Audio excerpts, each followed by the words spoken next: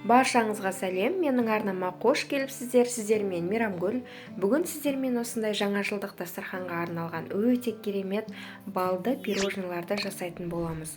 Ал сіздер менімен бірге болыңыздар, видеомды соңына дейін көріңіздер. Арнама тіркелмеген болсаңыз, тіркеліп алыңыздар.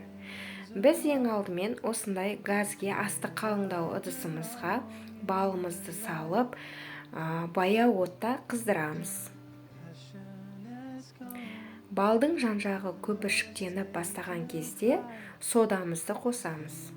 Соданы қосқасын осылай үздіксіз араластырамыз. Араластырғанда байқасаңыздар астың жағы кішкене қызарып бастайды.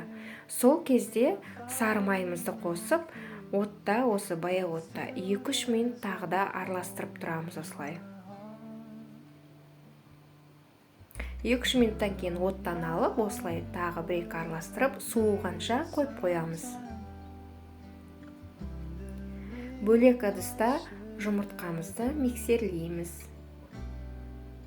Осылай жұмыртқаның өзін бірінші миксерлеп, сосын осылай араластыра отырып, үстіне 2-3-ке бөліп қантымызды қосамыз. Қантты қосқаннан кейін жұмыртқа мен қантты жақсылап ұзақ уақыт ағарғанша көтеріп аламыз. Осындай әппақ болған кезде суыған балымызды үстінен араластыра отыра қосамыз.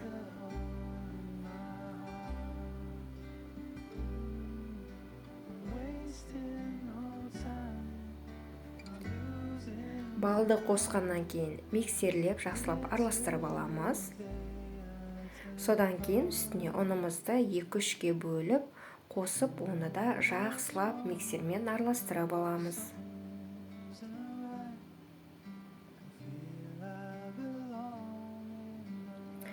Миксермен болғасын бисквитті лопатканың көмегімен де тағы бір араластырып жіберіңіздер, толықтай жақсылап. Сосын кәдімгі листке пергамент қағазын төсеп, оның үстіне дайын бисквитімізді саламыз. Сосын барлық жеріне жақсылап жайып, печкада 180 градуста 10-12 минутта пісіріп аламыз.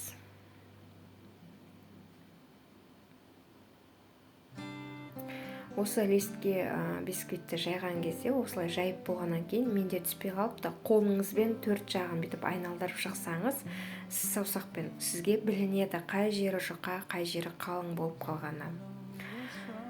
Бисквит піскенше кремімізді дайындап аламыз. Ол үшін құрғақ ыдысқа сары майымызды және вареный сгущенкамызды салып, миксермен ұзақ уақыт жақсылап крем болғанша араластырамыз. Түсі кішкене ағарып, жұмсақ кремге айналғанша миксерлейміз. Кремімізді дайындап қойып қоямыз. Біздің бисквитіміз пісіп, суыды. Енді сол суыған бисквитімізді алып, астындағы пергамент қағазын алып тастаймыз.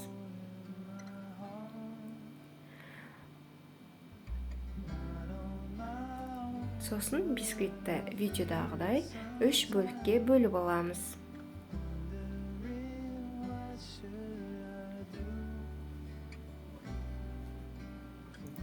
Енді бөлінген бисквиттерімізді ұзынша үшбұрыштетіп кесіп шығамыз.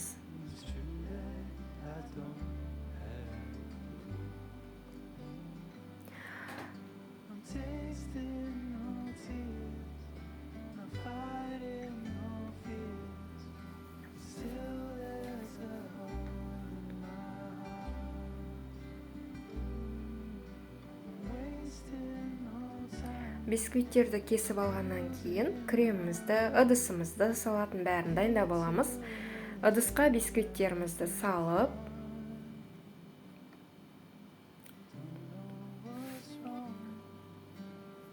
үстіне кремдерді салып шығамыз. Енді мен әртүрлі насаткамен 3 түрлі етіп салып шықтым.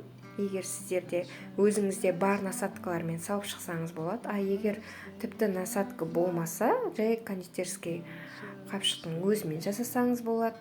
Тіпті ол да болмаса, жаңағы салафанға салып, салафанмен жасасаңыз да, не болмаса қасықпен жақсаңыз да, кремді қалай жағуды өз қалауыңыз бойынша жасайсыз.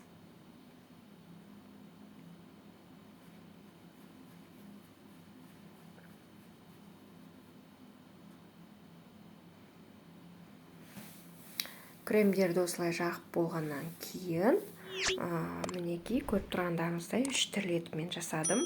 Оның үстіне мен осылай кондитерский посыпканы қолдандым, осыларды септім. Енді бұл жерде де егер сіздерде түрлі жидектер болса, жидектерді қойсаңыз болады, шоколад қоюға болады, жемістер қоюға болады, ол да өз қалауыңыз бойынша.